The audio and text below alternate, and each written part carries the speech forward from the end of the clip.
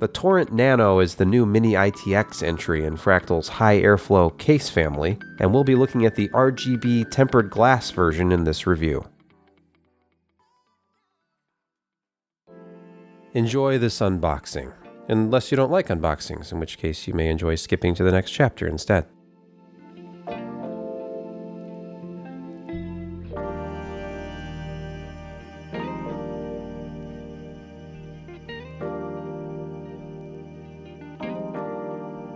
Features of this high airflow design include the open front grille with included 180mm intake fan, a good selection of I/O including a USB Type-C port. Our version has tempered glass panels on both sides, as well as addressable RGB lighting. The PSU mounts on the top, and there are 3 expansion slots. Popping off the front panel provides access to full-length screen filters for the front and bottom intake. And as we look at the exploded view, I'd like to draw your attention to this front intake bracket, which is included, allowing for up to a 240mm radiator in place of the single large intake fan.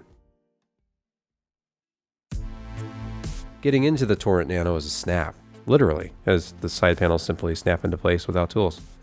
Once inside, we can see the open layout with plenty of room for large components, and there's support for up to a 280mm radiator on the case floor. There were no screws securing our top panel out of the box, and this just pops out to reveal access to the PSU chamber. Yes, a top-mounted PSU in 2022. I approve. Fractal shipped the accessory box inside the sole 3.5-inch hard drive mount, located next to the PSU on a removable bracket.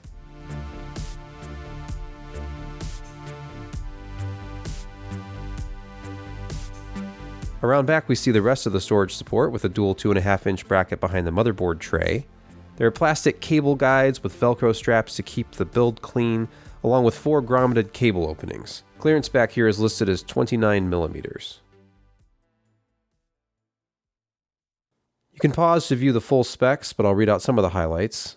The case has 3 expansion slots, so it supports Mini-ITX and DTX motherboards, and it supports full-size ATX power supplies. Fan and radiator support is generous, and the included 180mm fan is a Prisma AL18 in our version. As mentioned, the front intake can be adapted to support up to a 240mm radiator, with 280mm radiator support on the case floor. Component clearance is good, with PSUs up to 200mm supported, GPUs up to 335mm, and CPU coolers up to 165mm tall. The case features toolless side panels and has captive thumb screws in the hard drive and SSD brackets. As to dimensions, if we ignore the metric system, the case is about 14 3/4 inches tall, 8.5 inches wide, and about 16.5 inches deep.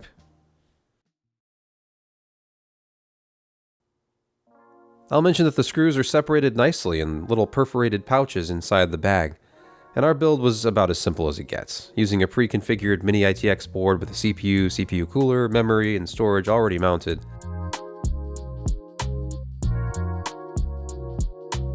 This terrible angle shows you nothing of interest, though I will point out that adding the graphics card this early was a mistake. With just the primary components in the case, we can at least get a sense of scale. We can also imagine how clean the build would be if we didn't have to bother powering it. At the top of the case, next to the PSU mount, is a hard drive bracket, which is easy to remove and replace thanks to its captive thumb screw. The bracket supports both 2.5 and 3.5-inch drives, and there are rubber washers on the sides to help cut down on vibration. This storage bracket covers the bundle of front panel wires, which are of the usual variety. This version of the Nano also includes addressable RGB cables for the front fan and lighting strip on the side.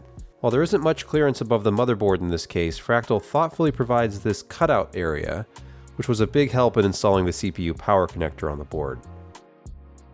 Installing the power supply was next. This case takes full-size ATX designs up to 200mm in length. As you can see, there's quite a bit of room left over for cables with this 160mm PSU installed. However, those modular connectors ended up being a clearance issue for the hard drive bracket.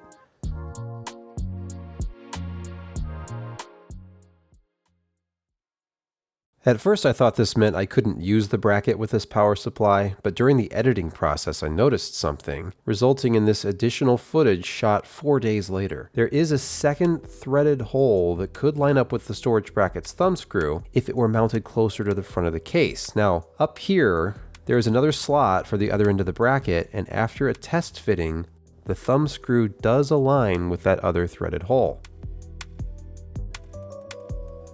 So it is possible to mount this tray close to the front panel, though the front panel cables will have to be rerouted now as they interfere in this position. With some patience, all of these cables can be moved from the slot on the top of the case. And there are ways to keep them out of view in your completed build, as I awkwardly attempt to demonstrate here.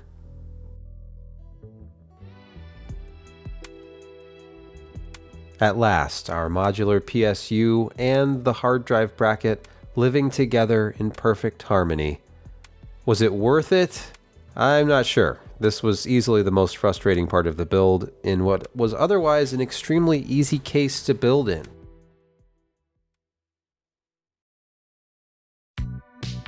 I know this product is called the Nano, but it's actually pretty big and there's a lot of room to maneuver, and it makes it very easy to get all of your components together and route your cables and organize everything. So I was quite pleased with the build process, except for that whole bracket thing that I spent way too much time on.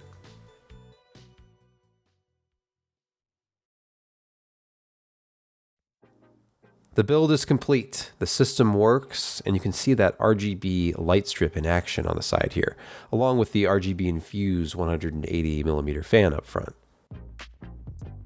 Now this is obviously a very quick air-cooled build here, and there are countless cooling options with this case, but I still think it turned out looking very clean. Around back, the Nano, like the original Torrent we looked at last year, includes a trio of Velcro straps along the back edge to guide your top-mounted PSU's power cable down to the bottom. It's a nice touch.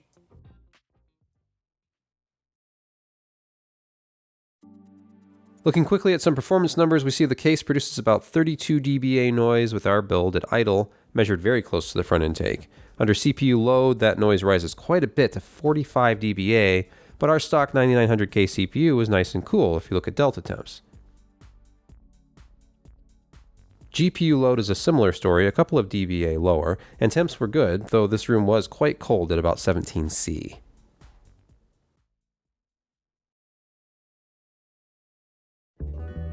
The Torrent Nano is a stylish, high airflow option, though it is on the large side for Mini-ITX. Our sample with tempered glass and RGB lighting retails for $130, with other models $10 less.